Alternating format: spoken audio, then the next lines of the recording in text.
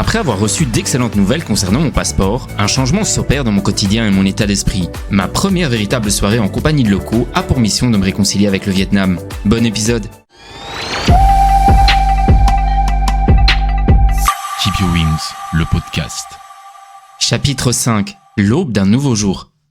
De retour de mon excursion avec de très bonnes nouvelles, je décide de me rendre à Bến Tre, au sud de Ho Chi Minh. Mon but était d'éviter à tout prix de rester dans une grande ville, afin d'expérimenter un peu un autre aspect du Vietnam. À peine arrivé, je me balade et je remarque non sans amusement la stupéfaction des locaux.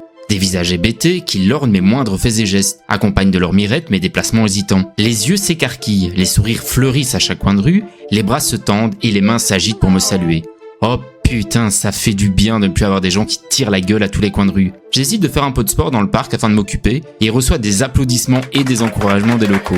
De véritables crènes qui tentent de m'apporter leur soutien alors que je peine à exécuter une série de 20 pompes.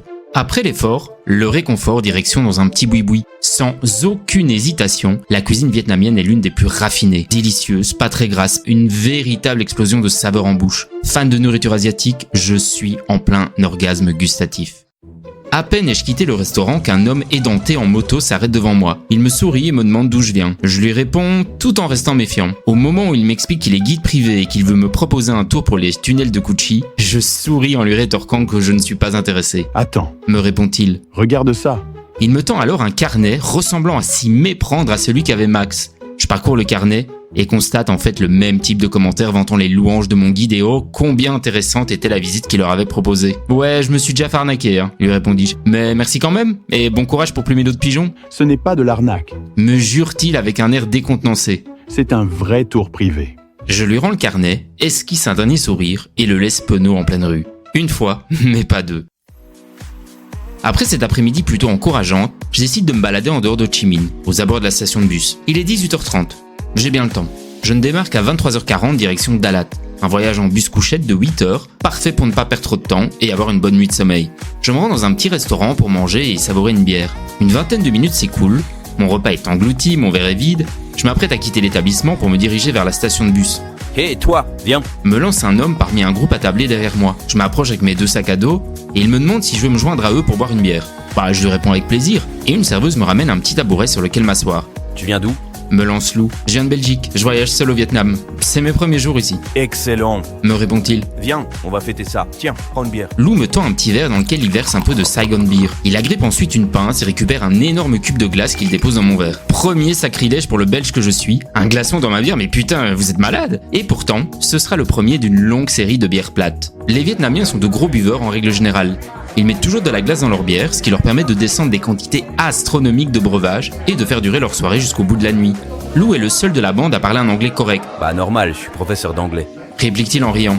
Mes amis me prennent pas au sérieux car ils comprennent pas ce que je raconte. Ils pensent que j'invente des mots. Me confie-t-il. Ses amis autour de lui sont hilars. Il est vrai que son accent vietnamien peut être compliqué à déchiffrer par moments, mais il n'a vraiment pas de quoi rougir. J'apprends quelques mots en vietnamien en suivant leurs conseils. Mon accent est tout aussi dégueulasse. Fait rire tout le monde dans le restaurant, mais l'ambiance est bon enfant.